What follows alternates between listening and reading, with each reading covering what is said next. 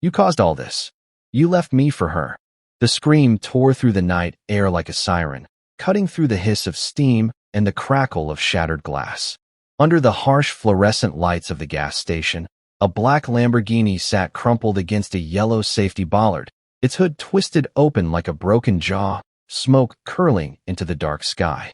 Elizabeth Willow sat on the cold concrete, her purple dress torn and stained with blood, scrapes marking her pale legs. Her hands trembled as she stared up at the man kneeling beside her. "Ma'am, you're hurt. Please, don't move," Giveon Gilbert said, his voice steady but urgent. "Help is coming. Just stay still." Her eyes focused, really focused, on his face. "Giveon," she whispered, her voice cracking. He blinked. "I what? You?" Her face twisted with something beyond pain. Something darker. "You did this." "Ma'am, I don't know what you're talking about. I just pulled you out of. You sabotaged my car." Elizabeth shrieked, pointing at him with a shaking finger. "You tried to kill me." Giveon stumbled backward, hands raised. "I don't even know you. You've got the wrong. Don't lie to me." Tears streamed down her face, mixing with the blood on her cheek. "After everything. After 6 years. You left me for her, and now you want me dead." A crowd had begun to gather. Phones were raised. Whispers rippled through the onlookers. "He pulled her out of the car," someone said. "Yeah, I saw him. He was trying to help." "Lady, he saved your life," another voice called out. But Elizabeth wasn't listening. Her eyes were wild, locked on Giveon's face like she was staring at a ghost. "Arrest him," she screamed as sirens wailed closer, red and blue lights painting the scene in flashes of chaos. "He tried to murder me. Arrest him." 2 police officers approached, their expressions cautious. "Sir, we need you to step back," one of them said. "I didn't do anything," Giveon said, his voice rising with desperation. "I was driving by and saw the crash. I pulled her out before the car could catch fire. That's it. I've never seen this woman before in my life." "He's lying," Elizabeth sobbed. "His name is Giveon. He knows exactly who I am." The officer's eyes narrowed. "Is that your name, sir?" Giveon's stomach dropped. "Yes, but—" "Turn around. Hands behind your back."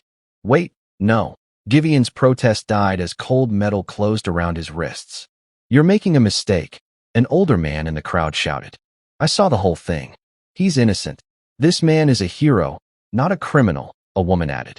But their voices were drowned out by Elizabeth's anguished cries as paramedics lifted her onto a stretcher.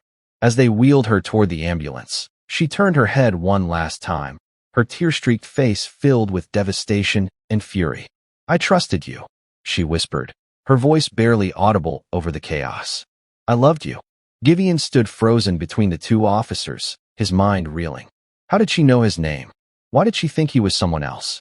And more terrifying than anything, he had an 8-year-old daughter at home who was waiting for him to tuck her into bed. "I have a daughter," he said, his voice breaking. "Please. She's only 8. She needs me." The officer's expression softened slightly, but his grip remained firm. "You'll get a chance to explain everything at the station, sir." As they guided him toward the patrol car, Giveon looked back at the wreckage, at the woman who'd just destroyed his life with 3 words. Little did Giveon know, this wasn't just a case of mistaken identity. What began as a Good Samaritan's rescue would unravel a 30-year-old secret that would shatter everything he thought he knew about his own existence. To understand how Giveon Gilbert ended up in handcuffs for saving a woman's life, we have to go back to the moment those blue and red lights first illuminated his face at that gas station, and the 2 agonizing days that followed. Before we proceed, here's a special shout-out to Peter Batistich watching from the United States. Thank you for being one of our amazing supporters and engaging with the channel. If you'd also like to get a shout-out in the next video, please like, subscribe, and comment where you're watching from, and you'll be given a shout-out. Thank you. Now let's get into the story. The fluorescent lights of the police station buzzed overhead as Giveon sat in the processing room, his wrists still aching from the handcuffs. An officer typed at a computer across the desk, barely looking at him. "Name: Giveon Gilbert. Address." Giveon recited it, his voice hollow. Everything felt surreal, like he was watching his life collapse from outside his own body. "Listen." Giveon leaned forward, desperation creeping into his tone. "I need you to understand. I was just driving home from work. I saw the crash and stopped to help. That's it. I pulled her out of the car before it could explode. I've never seen that woman before tonight. The officer stopped typing and looked up, his expression unreadable. She knew your name.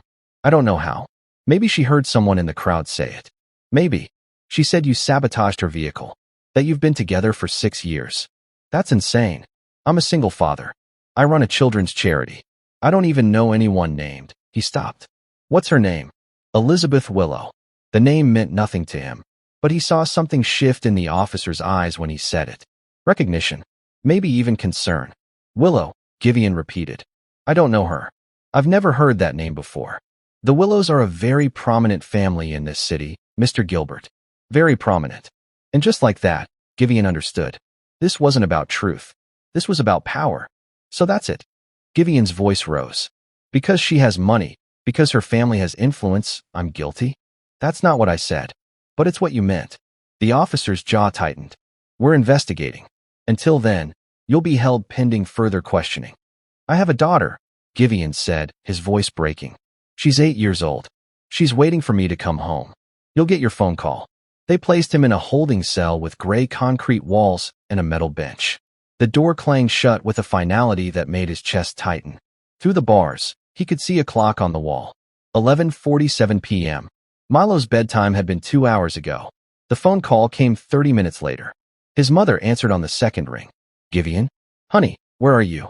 Milo's been asking. Mom. His voice cracked. I need you to listen carefully.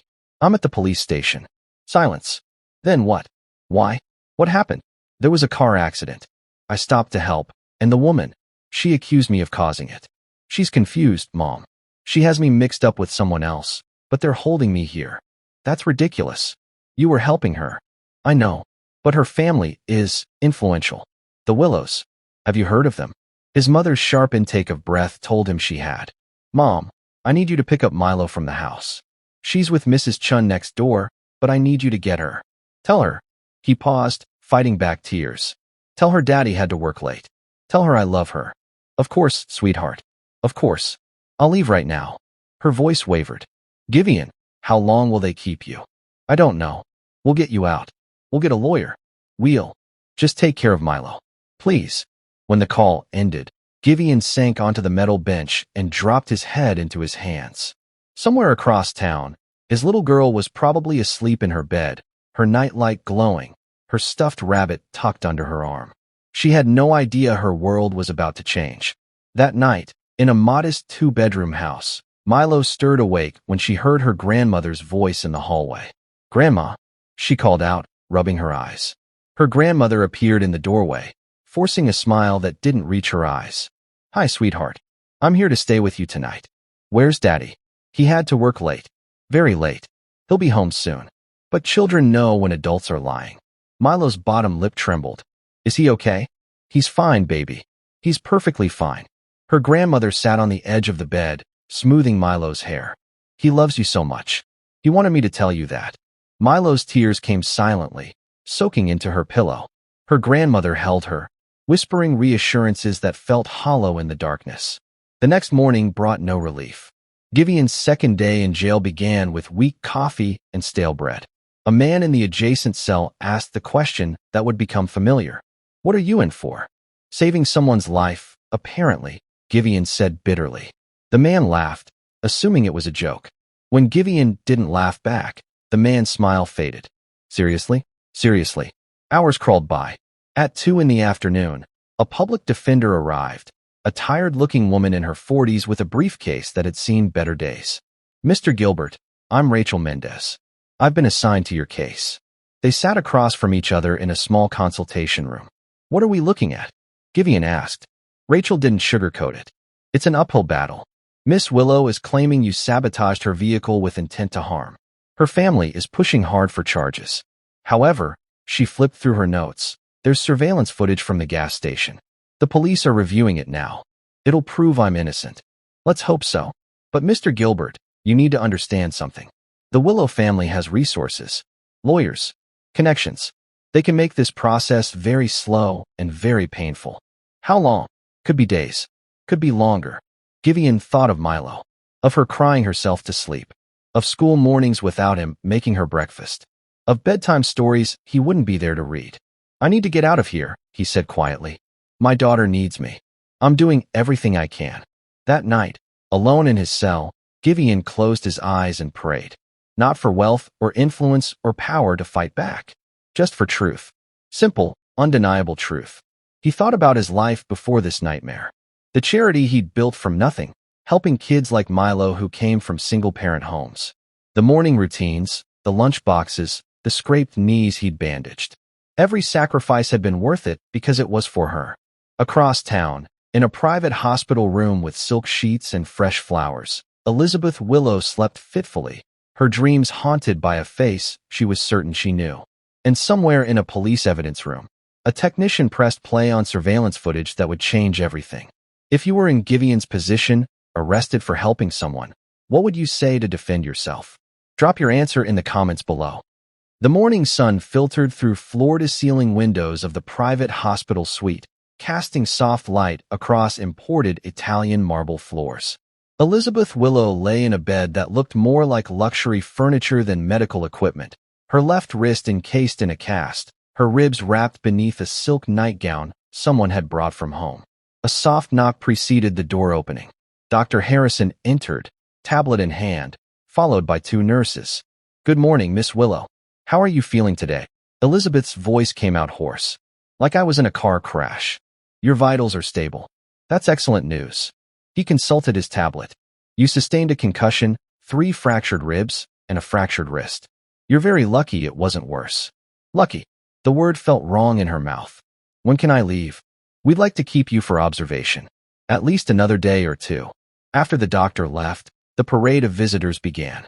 Her mother arrived first, designer handbag clutched against her chest, eyes red from crying.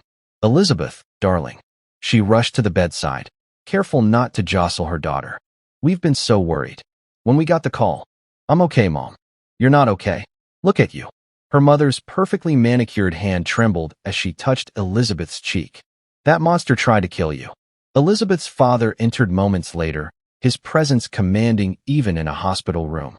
William Willow had built an empire through steel will and strategic ruthlessness. He kissed his daughter's forehead with rare tenderness. "The police have him in custody," he said, his voice hard. "He won't hurt you again." "Good," Elizabeth's mother said. "I hope they throw away the key. Pending the investigation, he'll remain detained," her father continued. "I've made sure of it. The Willow name still carries weight in this city." Elizabeth closed her eyes. Giveon's face flashed in her mind, those eyes wide with shock, hands raised in innocence. But it was him. It had to be him. Her younger sister, Claire, arrived next, followed by her older brother, Marcus. They filled the room with concerned chatter, bringing flowers and magazines and promises that everything would be handled. "We won't let him get away with this," Marcus said firmly. "Whatever he did to your car, whatever he planned. Can we not talk about it right now?" Elizabeth's voice cracked. "Of course, sweetheart," her mother soothed. "You need rest." But rest wouldn't come. Every time Elizabeth closed her eyes, she saw metal twisting, glass shattering, and that face leaning over her in the darkness. By afternoon, most of her family had left, promising to return. Elizabeth stared at the ceiling, her mind a fog of pain medication and fractured memories.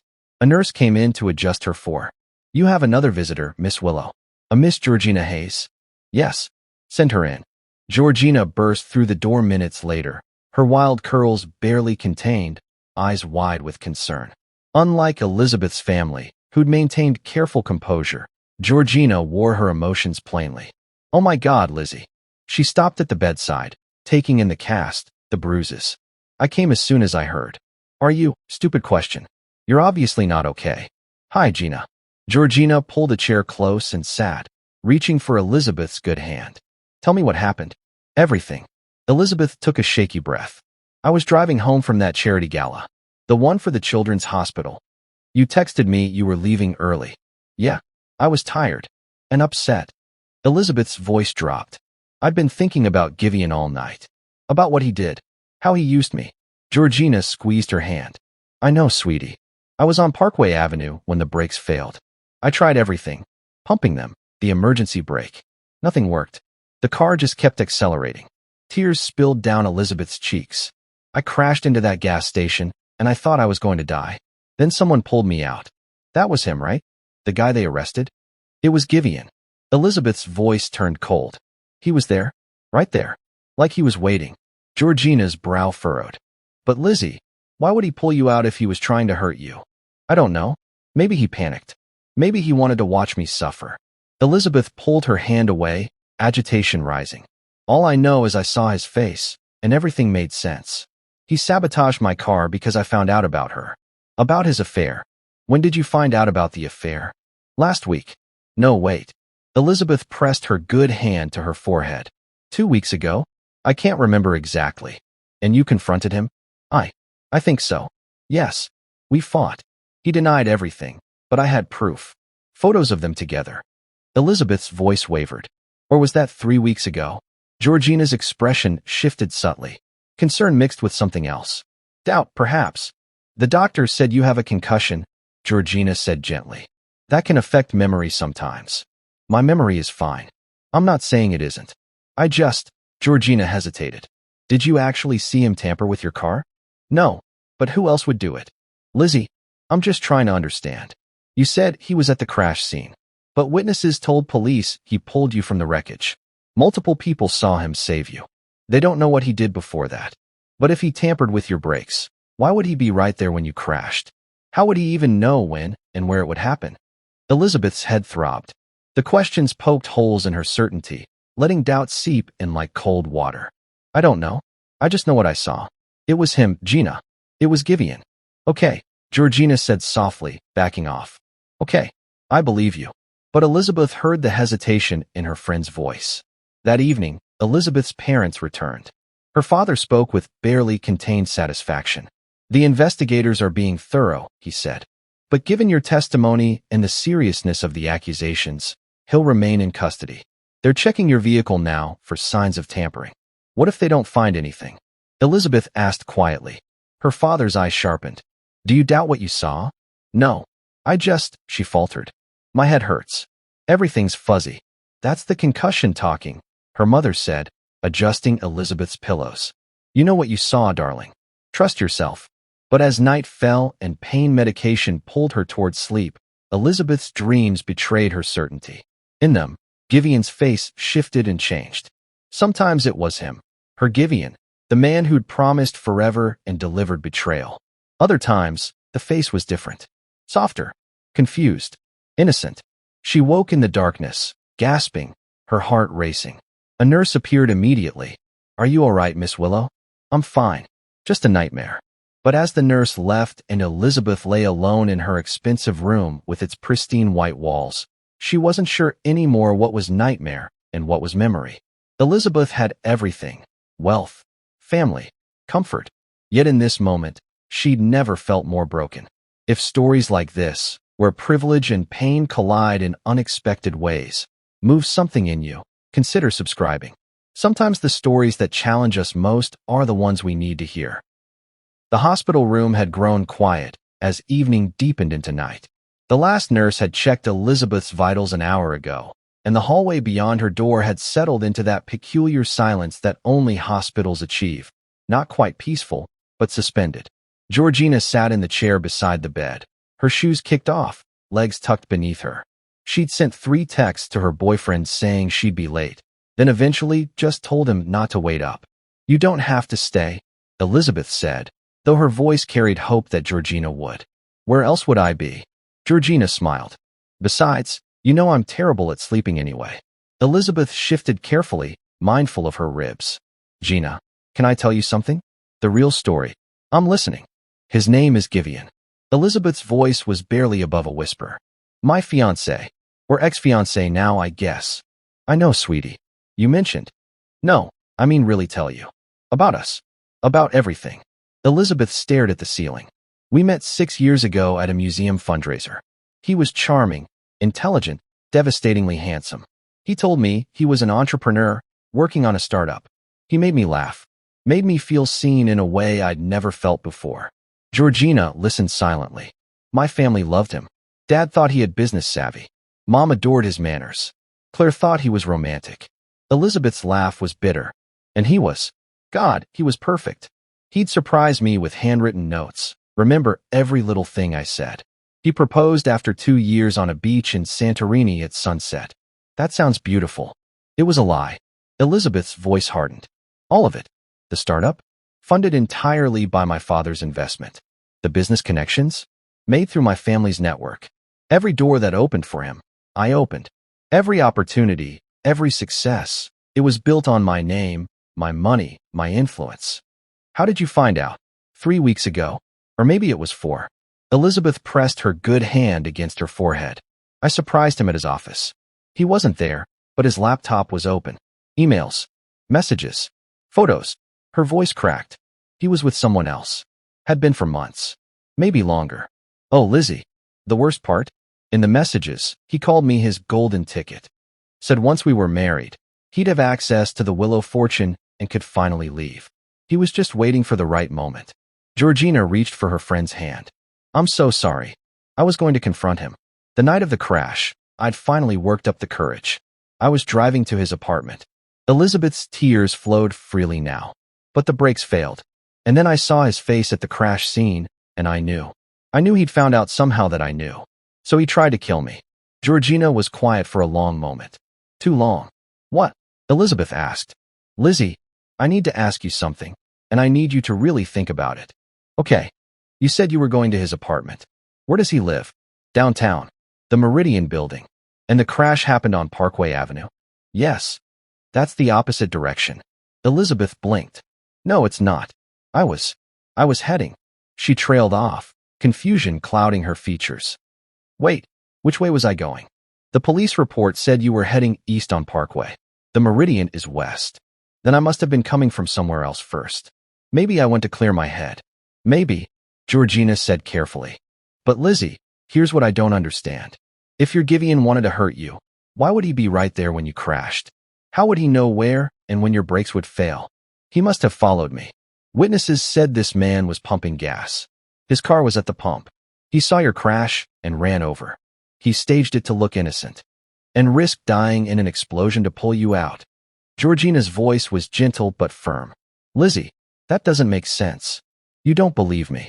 Elizabeth pulled her hand away. I believe that you're hurt and traumatized and on pain medication that's messing with your head. I believe that your fiancé is a terrible person who deserves everything bad that happens to him. What I'm not sure about is whether the man who pulled you from that car is the same man who broke your heart. Elizabeth stared at her friend. It was him. I saw his face. People can look alike. He knew my name. Did he? Or did you say it first? Elizabeth opened her mouth to respond, then closed it. The memory was hazy, viewed through pain and fear and smoke. I need you to do something for me, Georgina said. I need you to consider, just consider, the possibility that you might be wrong. I'm not wrong. Then let me prove you're right. Give me your fiancé's information. His full name, his address, his phone number. Let me find him and confirm he's the one in custody. Elizabeth recited the information mechanically. Georgina typed it into her phone. I'll check into it tomorrow, Georgina promised. And if it's him, if he really did this, I'll be the first one demanding they lock him up forever. And if it's not, Georgina met her eyes. Then an innocent man is sitting in jail because of a mistake. And you and I both know what we have to do about that. Across the city, Giveon lay on the metal bench in his cell, staring at the ceiling. His second night behind bars felt worse than the first. At least the first night had carried shock, a numb disbelief. Tonight brought only grinding reality. Footsteps echoed in the hallway. 2 officers approached his cell, their expressions unreadable. Gilbert, come with us. Giveon sat up, heart pounding. What's happening? Just come with us. They led him to an interrogation room where his lawyer, Rachel, waited with a laptop open in front of her. What's going on? Giveon asked. Rachel turned the laptop toward him. The surveillance footage came back. On the screen, grainy but clear, was the gas station. Giveon watched himself pump gas, check his phone, lean against his car. Then the Lamborghini appeared, careening wildly, crashing into the bollard. He watched himself drop the gas pump and run, watched himself pull Elizabeth from the wreckage seconds before flames licked at the interior. This proves I'm innocent, Giveon breathed. It proves you didn't tamper with her car at the scene, Rachel corrected. But Miss Willow is claiming you sabotaged it earlier. They're examining the vehicle now. They won't find anything because I didn't do it. I believe you. And the public is starting to as well. Witnesses have been calling the station, demanding your release. There's even a hashtag trending, justice for Giveon. Despite everything, Giveon felt a flicker of hope. How long until they release me? That depends on the Willows and the investigation. But Mr. Gilbert. Rachel's expression softened. I think we're getting close. Have you ever been betrayed by someone you trusted completely? How did you rebuild after that? Share your story in the comments. You're not alone. Georgina hadn't slept. At 3 a.m., she sat cross-legged on her couch, laptop balanced on her knees, scrolling through social media with the determination of someone hunting for truth. She'd started with Elizabeth Giveon's, Instagram account. The profile was public, flaunting a lifestyle of luxury that Georgina now knew was built on borrowed wealth. She scrolled past photos from last month, last week, searching for anything recent. Then she found it. A post from 2 days ago, the night of Elizabeth's crash. Her breath caught. The photo showed a sun-drenched coastline, white buildings cascading down cliffs, azure water stretching to the horizon. Greece. The caption read, "Paradise found." Sometimes you have to leave everything behind to discover what matters. The woman beside him in the photo was blonde, laughing, her hand on his chest. The timestamp, 8:47 p.m., 2 days ago. Elizabeth's crash had happened at 9:15 p.m. local time. Georgina's hands trembled as she checked the geotag. Santorini, Greece. 7 hours ahead of their time zone. Which meant when this photo was posted at 8:47 p.m., it had been 3:47 a.m. in Greece. She scrolled further. More photos. Breakfast by the sea. Sunset from a hotel balcony. All posted over the past 3 days. All tagged in Greece. All showing a man who was definitely not at a gas station crash scene. Oh no, Georgina whispered. Oh, Lizzie, no. She grabbed her phone and dialed, not caring about the hour. The phone rang 4 times before Elizabeth's groggy voice answered. Gina? What time is it? Lizzie, I need you to listen to me very carefully. What's wrong? Are you okay? I found him. You're Giveon. Your ex-fiancé. Elizabeth's voice sharpened. What? Where? He's in Greece. He's been in Greece.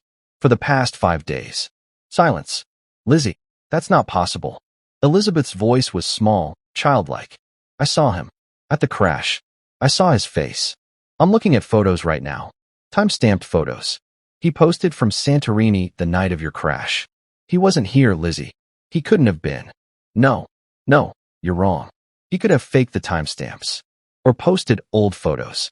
The woman with him is posting too. Different angles, different moments. And there are comments from other people who are with them. Lizzie, he's there. He's been there. Georgina heard something break in her friend's breathing. A small, wounded sound. Then who? Elizabeth couldn't finish. I don't know. But Lizzie, if it wasn't him, then that means I arrested an innocent man. Elizabeth's voice cracked completely. Oh God, what have I done? Listen to me. We fix this. Right now? We call the police and I destroyed someone's life, Gina. I put someone in jail for trying to save me. It was a mistake. You were confused, traumatized. That doesn't matter. He has a daughter. You heard what the witnesses said. He has a little girl who needed her father, and I took him away from her because I was so consumed by my own pain that her voice dissolved into sobs. We call the police right now. We tell them everything. They'll release him. What if they already did something to him? What if because of my family's name, Lizzie, breathe. We fix this. Starting now.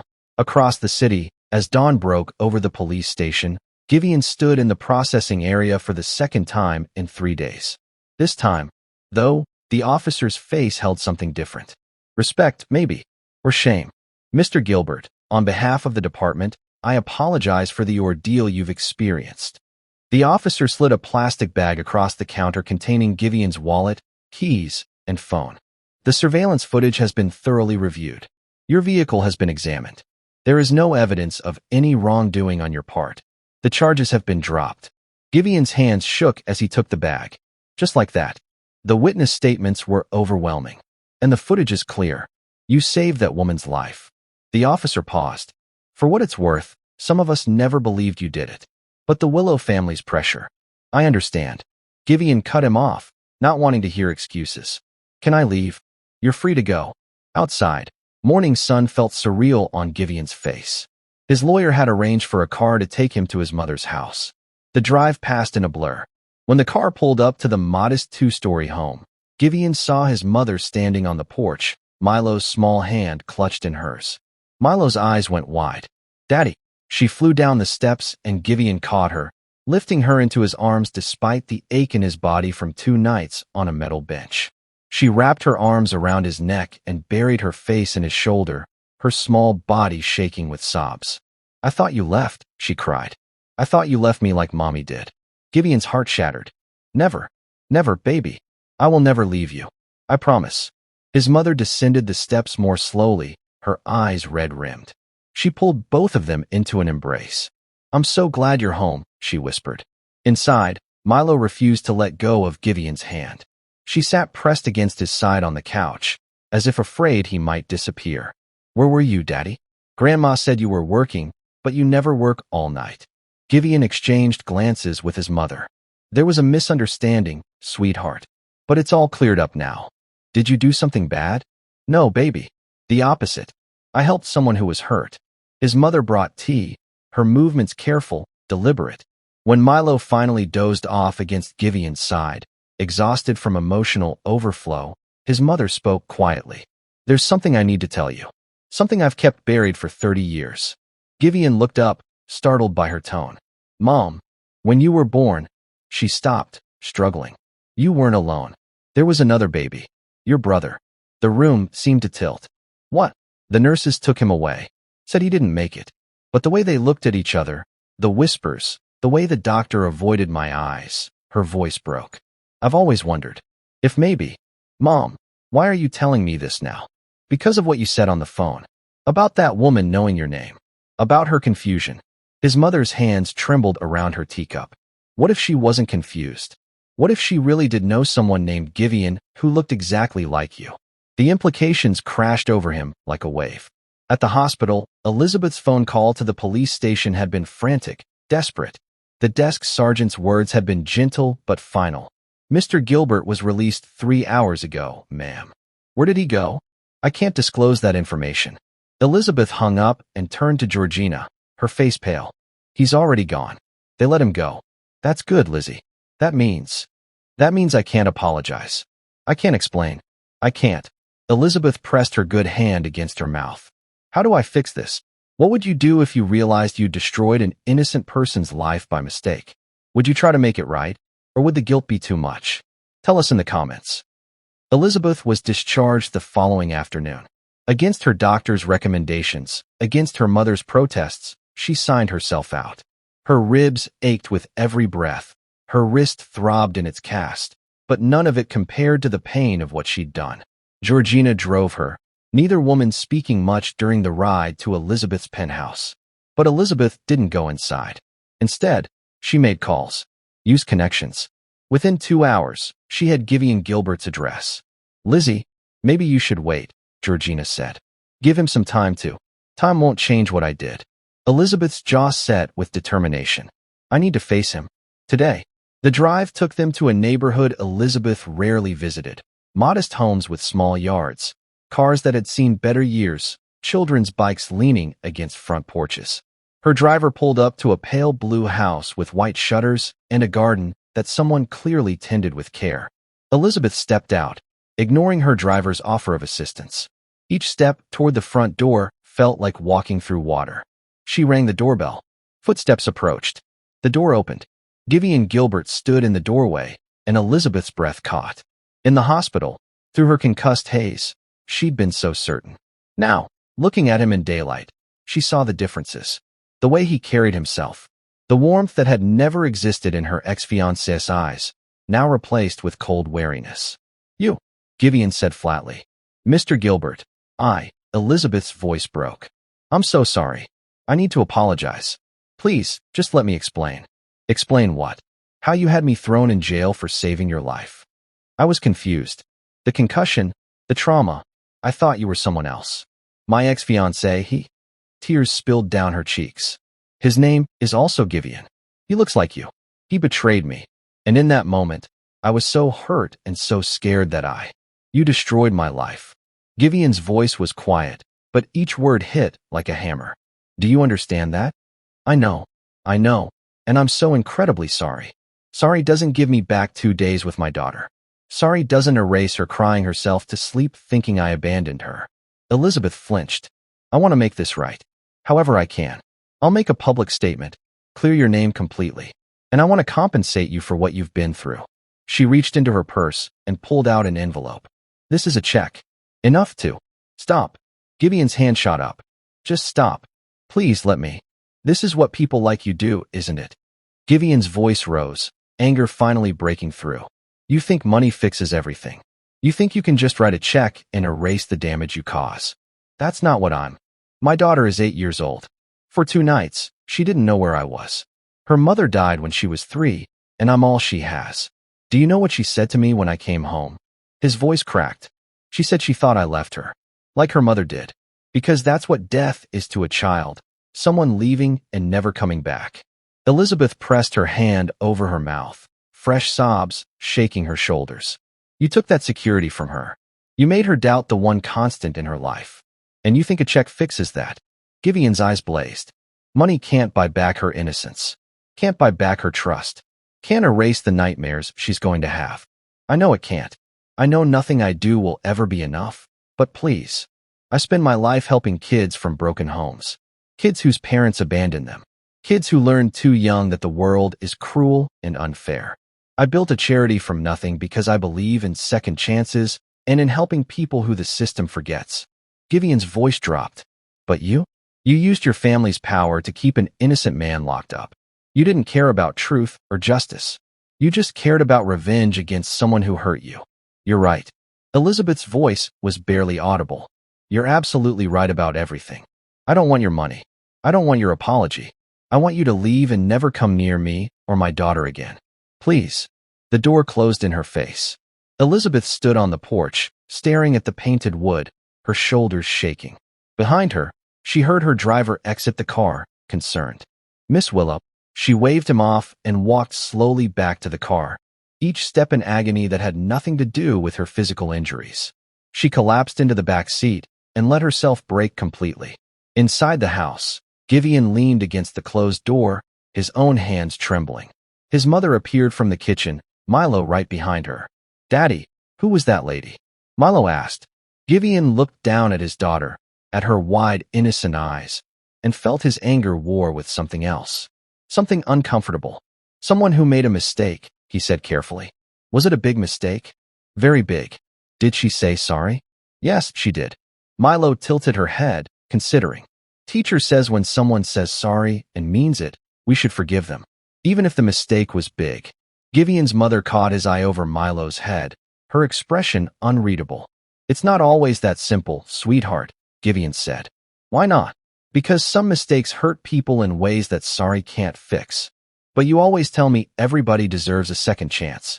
That's why you help kids at your charity, right? Out of the mouths of babes. Giveon felt his carefully constructed righteousness begin to crack. This is different, Milo. How? It just is. But even as he said it, Giveon wondered if he was holding on to his anger because he deserved to be angry, or because letting it go felt like excusing what she'd done. His mother's words from earlier echoed in his mind. About twins, about another Giveon, about mysteries buried for 30 years. Outside, Elizabeth sat in her car watching the house through tear-blurred vision. The check lay crumpled on the seat beside her. Giveon's words played on repeat in her mind, each one a deserved blow. Giveon's words cut through the noise of wealth and power, speaking a truth many of us have felt but couldn't articulate. If you believe in stories that challenge us to examine how we treat each other across dividing lines, subscribe. These stories matter because they hold up mirrors we sometimes need to see. She pulled out her phone and dialed Georgina. He won't accept my apology, Elizabeth said when her friend answered. Did you expect him to? No.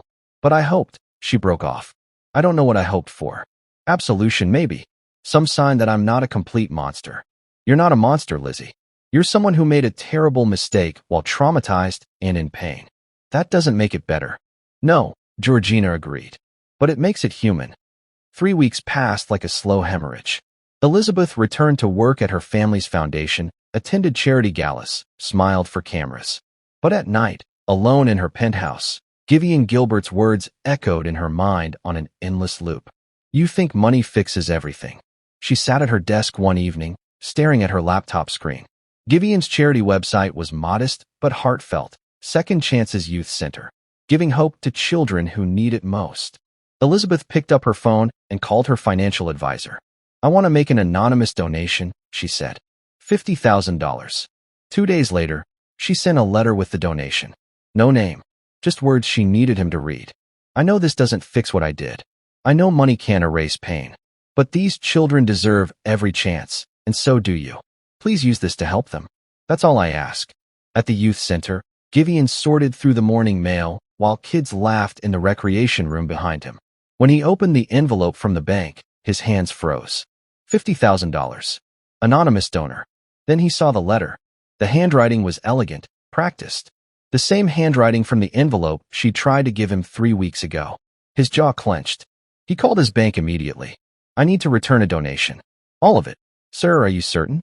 That's a substantial. I'm certain. He wrote his own note, words sharp and definitive. I don't want your guilt offering. The return check arrived at Elizabeth's office the next day. She stared at it, then at his note, and something inside her cracked further. He sent it back? Georgina said over coffee that afternoon. All of it. Every penny. Elizabeth's laugh was hollow. I can't even give money to children without him throwing it back in my face. Maybe that's not what this is about anymore, Lizzie. What do you mean? Georgina studied her friend carefully. You've been obsessing over this for 3 weeks. Longer than you grieved your actual ex-fiancé. What?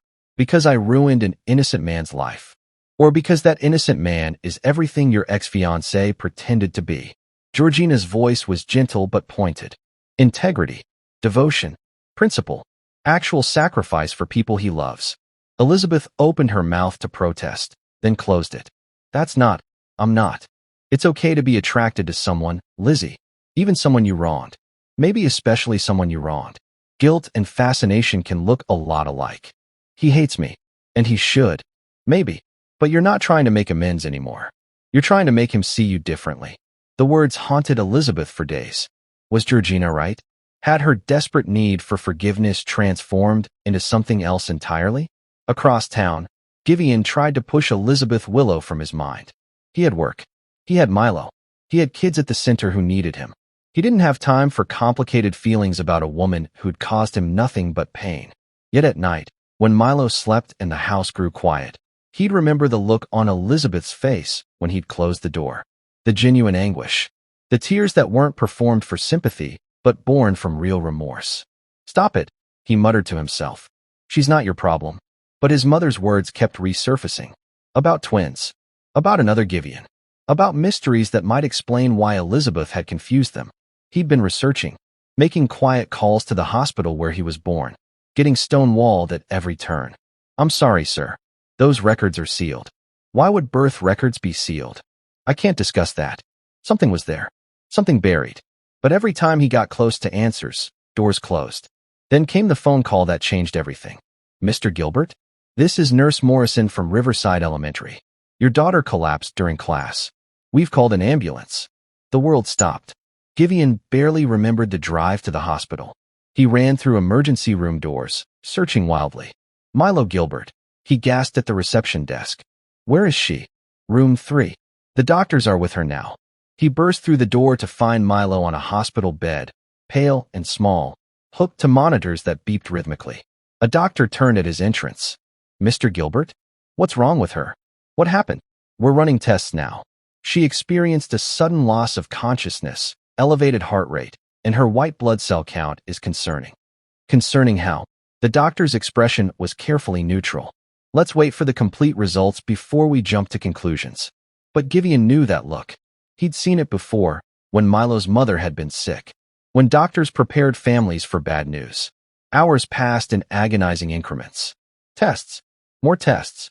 Specialists consulting in hushed tones. Finally, Dr. Chun, a pediatric immunologist, sat down with Giveon in a private consultation room. Your daughter has a rare autoimmune disorder, Dr. Chun said. Her body is attacking healthy cells. It's aggressive and requires immediate treatment. What kind of treatment? There's an experimental therapy showing promising results. It's not yet approved by insurance companies, but clinically, it's our best option. How much? Dr. Chen hesitated. The full treatment course runs approximately $250,000. The number hit Giveon like a physical blow. My insurance won't cover it. I'm afraid not. Not for experimental treatment. What happens if we don't do it? Mr. Gilbert. What happens? Dr. Chen's silence was answer enough. Giveon sat in the hospital chapel at midnight, head in his hands. $250,000. He had maybe $15,000 in savings. The charity's funds were for the kids, untouchable. His house, if he sold it, might get him halfway there. Not enough. Not nearly enough. His phone buzzed. A text from his mother. How's Milo? He couldn't answer. Couldn't put into words that his daughter's life had a price tag he couldn't pay. Please, he whispered into the empty chapel. Please, I'll do anything. Just not her. Take anything from me, but not her. But prayers didn't deposit money into bank accounts. Principles didn't cure rare diseases. And pride, his stubborn, righteous pride, suddenly felt like the most expensive luxury he'd ever maintained.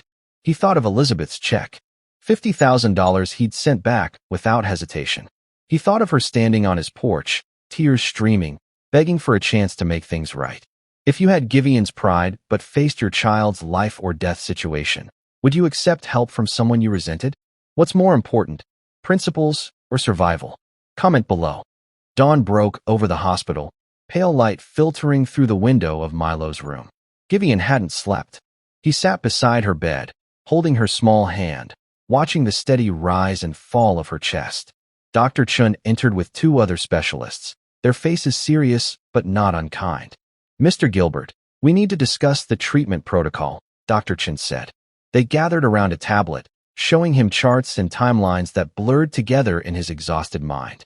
The therapy consists of 3 phases over 6 weeks, one specialist explained. We'll start with high-dose immunosuppressants, followed by the experimental antibody treatment, then a stabilization period. How soon do we need to start? Giveon asked. Ideally, today.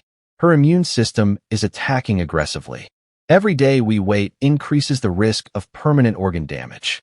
The words hit like punches. Today. They needed to start today, and he had no way to pay for it. I understand, Giveon said quietly. After the doctors left, a financial counselor arrived. She was middle-aged, kind-eyed, carrying a folder thick with papers. Mr. Gilbert, I'm Sarah Chun from Patient Financial Services. Let's discuss your options. She laid out payment plans, loan possibilities, charity programs. Giveon listened, doing math in his head that never added up to enough. I have about $15,000 in savings, he said. My house is worth maybe $120,000, but there's still a mortgage. If I sell everything, my car, furniture, everything, I might get to $150,000. Sarah's expression was sympathetic. That's still a significant shortfall for the full treatment course. I know. Giveon's voice cracked. I know it's not enough, but it's all I have. Isn't there anything, any program, any option? I'll explore every possibility, Sarah promised. Let me make some calls. But they both knew the truth. Good intentions didn't pay medical bills. That afternoon, Giveon's mother arrived to sit with Milo while Giveon retreated to the hospital chapel. The small room was empty, quiet except for the whisper of ventilation. He collapsed into a pew and let the tears come. 8 years ago, in this same hospital, he'd held Milo for the first time. She'd been so tiny, so perfect, with Lydia's eyes and his stubborn chin. Lydia had smiled at them both, exhausted but radiant. She's ours, Lydia had whispered. Our little miracle. 2 years later, Lydia was gone. Cancer, swift and merciless. In this same chapel, Giveon had made a promise to her memory and to their daughter. He would protect Milo. Always. No matter what. Now that promise was being tested, and he was failing. I don't know what to do, he said to the empty room. I'd give anything. Everything. Just tell me what to do. But the chapel offered no answers, only silence. He must have dozed, because he woke to his phone buzzing. His mother's name on the screen. Mom. Giveon, come back to Milo's room. Something's happened. His heart stopped. Is she okay? She's fine. But you need to get here. Now. He ran through the corridors, terror propelling him. He burst into Milo's room to find his mother standing with Sarah, the financial counselor. Both women were smiling. What's going on? Giveon gasped. Sarah stepped forward, her eyes bright. Mr. Gilbert, I have news. Your daughter's treatment has been fully funded. The words didn't make sense. What? Every penny. All 6 weeks. The entire $250,000. It's been paid. Giveon stared at her. That's not possible. How? An anonymous donor contacted us this morning. Made a direct payment to the hospital specifically for Milo's care. Anonymous. The word tasted bitter and sweet simultaneously. Who was it? They requested complete anonymity. I legally cannot disclose. It was her. Giveon's voice was flat with certainty. Elizabeth Willow. Sarah's carefully neutral expression confirmed it. Giveon sank into the chair beside Milo's bed. A storm of emotions crashed through him. Gratitude so profound it hurt. Anger that felt increasingly hollow. Pride fighting against desperate relief. The doctors want to begin treatment immediately, Sarah continued. With your consent, of course. Giveon looked at his daughter. At her pale face, her fragile form beneath hospital blankets. She stirred slightly, her eyelashes fluttering. Daddy. Her voice was small and tired. I'm here, baby. I don't feel good. I know, sweetheart. But the doctors are going to help you. They're going to make you all better. Promise. The word broke him. I promise. He turned to Sarah. Start the treatment. Whatever they need to do. Start it now. Over the next hours, Giveon watched a choreographed medical ballet. Nurses prepping IVs. Doctors conferring. Medications being administered. Milo drifted in and out of sleep, her small body fighting a war she didn't understand. His mother sat beside him, her hand on his shoulder. You know what you have to do, she said quietly. I know. Pride is expensive, son. Sometimes it costs more than we can afford. She put me in jail, Mom. She took me from Milo. And now she's given Milo back her life. His mother squeezed his shoulder. I'm not saying you have to forgive her. I'm saying you have to thank her. There's a difference. By evening, Milo was stable. The treatment had begun without complications.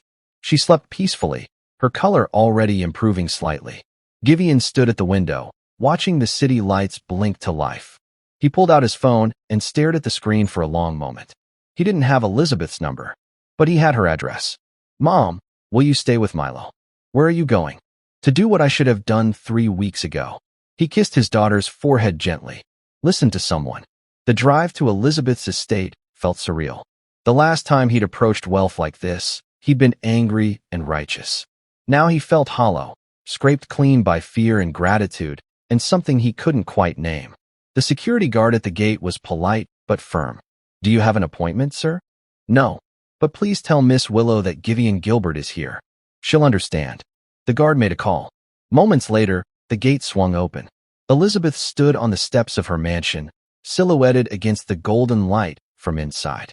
As Giveon approached, he saw her face, cautious hope mixed with fear. You came, she said softly. I came to say thank you. The words felt foreign in his mouth. For my daughter. For saving her life. Elizabeth's voice caught. I'm just glad I could help. Is she? She's stable. The treatment started today. Giveon climbed the steps until he stood before her. Why did you do it? Because you were right. Money can't fix what I did to you. But it could fix this. Tears glistened in her eyes. And maybe, just maybe, it could show you that I'm not the monster you think I am. I don't think you're a monster. You did. You had every right to. I did, Giveon admitted. But that was before. Before you proved that when it mattered most, you chose to help rather than hide. Before you showed me that maybe. He stopped, struggling with words. Maybe I don't understand you at all. Would you like to? Elizabeth asked carefully. Understand me? Giveon met her eyes, and for the first time since that gas station, he really saw her. Not as the woman who destroyed his life. Not as a symbol of wealth and privilege. Just as Elizabeth. Yes, he said. I think I would. Would you be able to thank someone who wronged you if they saved your child's life? Or would pride still stand in the way? Share your thoughts in the comments. Elizabeth led Giveon through towering double doors into a foyer that could have housed his entire home. Marble floors gleamed under crystal chandeliers. Artwork that belonged in museums hung casually on walls. The wealth wasn't just visible. It was overwhelming, almost oppressive. Please, come in, Elizabeth said, her voice soft, uncertain. She gestured toward a sitting room to the right. Giveon followed, acutely aware of his worn jeans and the coffee stain on his shirt from the hospital. The sitting room was all cream and gold, furniture that looked too expensive to actually sit on. Elizabeth noticed his hesitation. It's okay. Really. Please sit. He lowered himself onto a sofa that probably cost more than his car. Elizabeth sat across from him, perched on the edge of her chair like she might need to flee at any moment. Why? Giveon asked simply.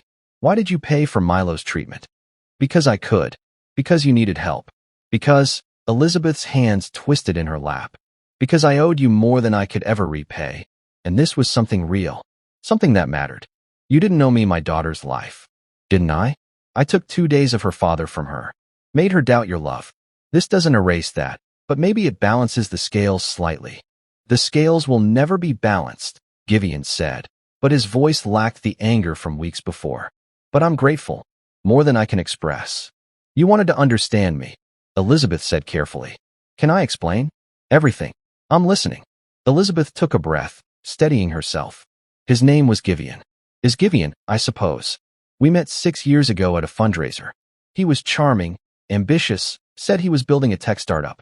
He made me feel seen in ways I'd never felt before. Your family approved? They loved him. My father thought he was brilliant. Saw him as the son he never had.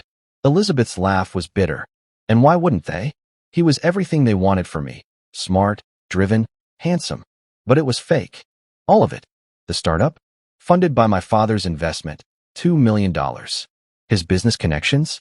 Made through my family's network. Every door that opened, every opportunity that came his way, I opened it. My name. My influence. My money. Giveon felt an uncomfortable twist of sympathy. When did you realize? 3 weeks before the crash. I went to surprise him at his office and found emails. Messages with another woman. Plans for their future together. Elizabeth's voice dropped to a whisper. In one message, he called me his golden ticket. Said once we were married and he had legal access to my trust fund, he'd divorce me and take half of everything. God, 6 years of my life. 6 years of believing someone loved me, when really I was just, she couldn't finish.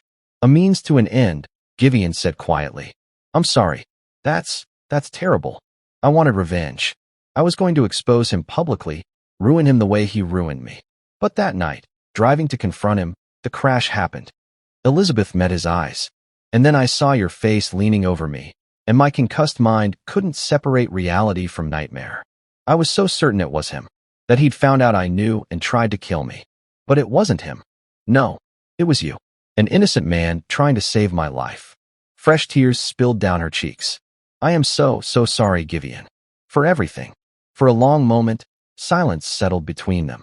Not uncomfortable, but heavy with understanding. Can I show you something? Elizabeth asked. It might help you understand why I was so confused. She pulled out her phone, scrolled through photos, then handed it to him. This is him. My ex-fiancé. Giveon looked at the screen and felt the world tilt. The man in the photo could have been his reflection. Same strong jawline, same deep-set eyes, same dark hair with the slight wave at the front. Even the way he stood, shoulders back, head tilted slightly. Giveon had seen that exact posture in every photo of himself. This is, Giveon's voice failed. I know. When I first saw you at the crash, I couldn't tell the difference. The concussion, the trauma, the darkness. No, you don't understand. Giveon zoomed in on the photo. The man wore a short-sleeved shirt. On his left forearm, clearly visible, was a birthmark. Crescent-shaped, about 2 inches long. Giveon's hand moved to his own left forearm, where an identical birthmark sat. Elizabeth's eyes widened. You have the same. When's his birthday? Giveon's voice was urgent now. What? His birthday? When is it? Elizabeth looked confused but answered. March 15th. What? The phone nearly slipped from Giveon's hand. That's my birthday. The air in the room seemed to compress. Elizabeth leaned forward, staring at the birthmark on Giveon's arm, then at the photo, then back at Giveon's face. That's not possible, she whispered. My mother told me something. The day I was released from jail. Giveon's words came faster now. She said when I was born, there was another baby. A twin. But the hospital told them he died. She never believed them. Said the nurses acted strange, wouldn't meet her eyes. You think. I don't know what I think. But identical faces, identical birthmarks, identical birthdays. Giveon stood, pacing now. That's not coincidence. Elizabeth stood too, her mind racing. The hospital. Do you remember which one? St. Catherine's. What? That's where I volunteer. Where I was going the night of the gala. Elizabeth grabbed her own phone. If there was something wrong, record sealed, a cover-up. We need to talk to my mother. She might remember more details. And I need to find Giveon. My Giveon. Ask him about his birth, his family, whether he knows. Elizabeth stopped. Oh God. What if he knows?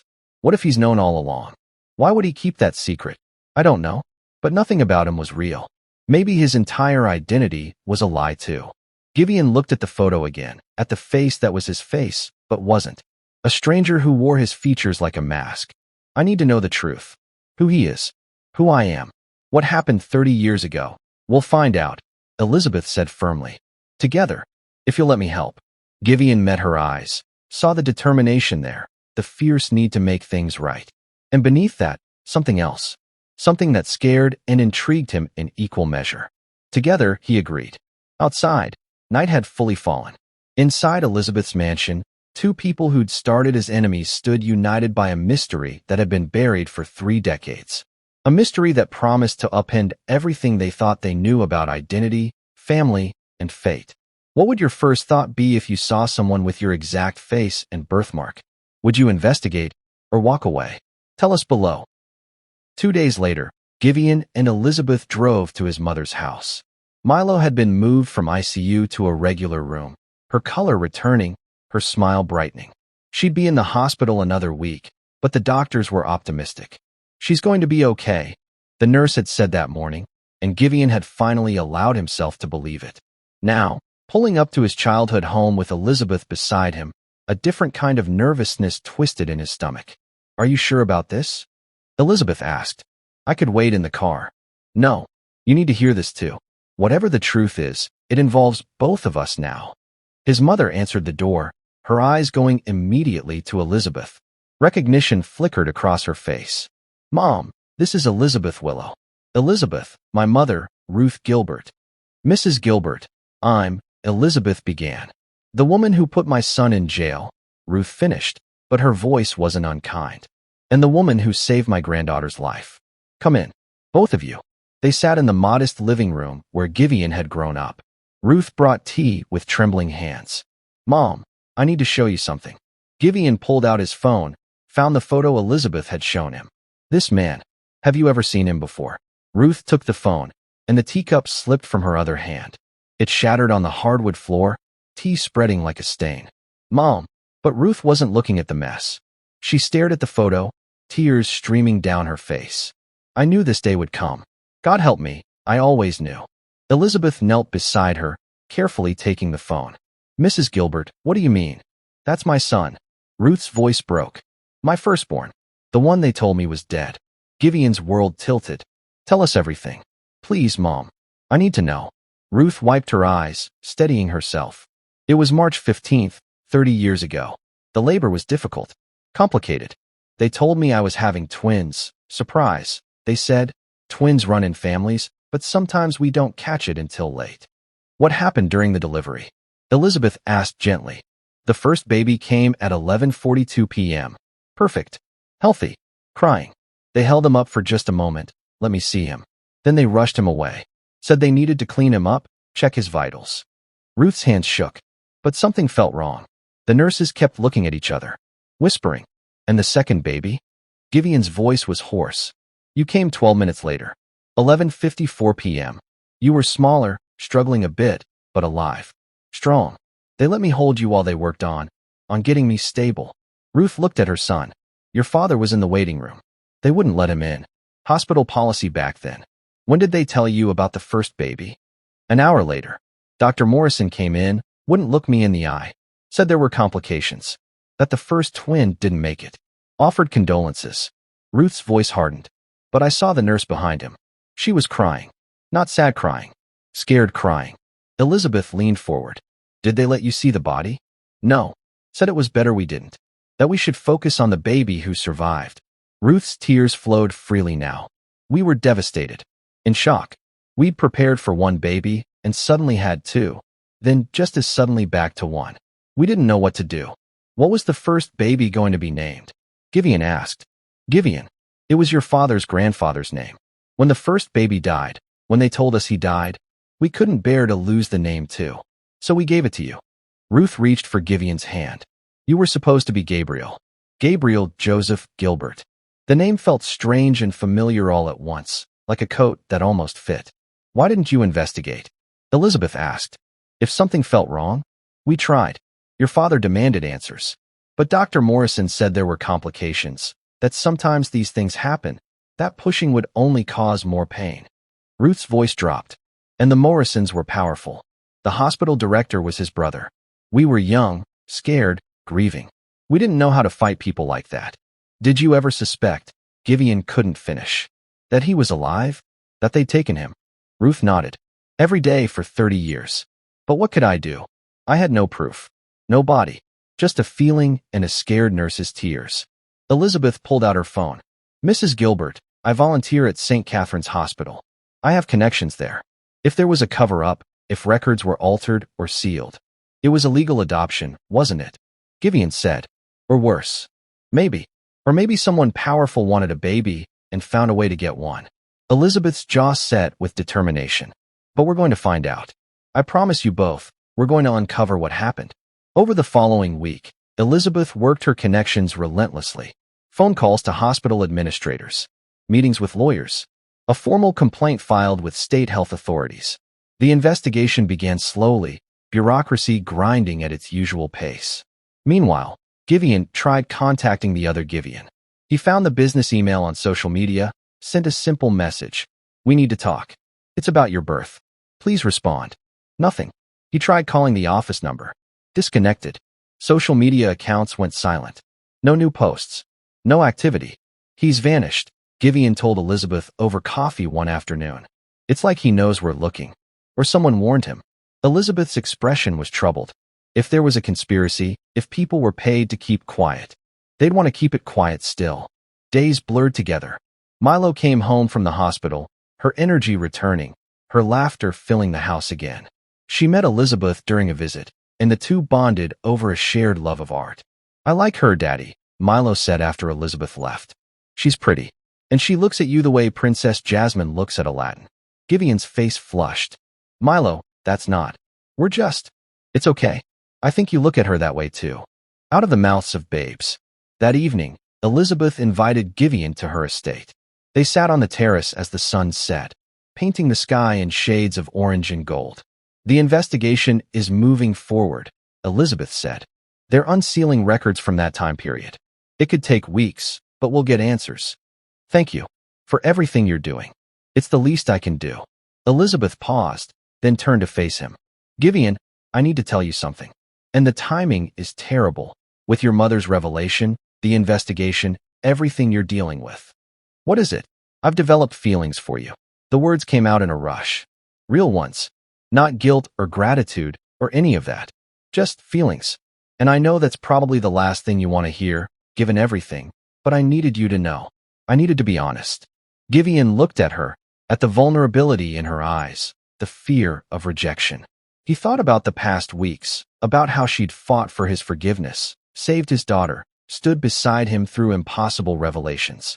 The timing is terrible, he said softly. Elizabeth's face fell. I understand. But I have feelings for you too. Giveon reached for her hand, his fingers finding hers. And that terrifies me. Because I don't know if it's real or if it's just everything we've been through together. Elizabeth's fingers tightened around his. Maybe it's both.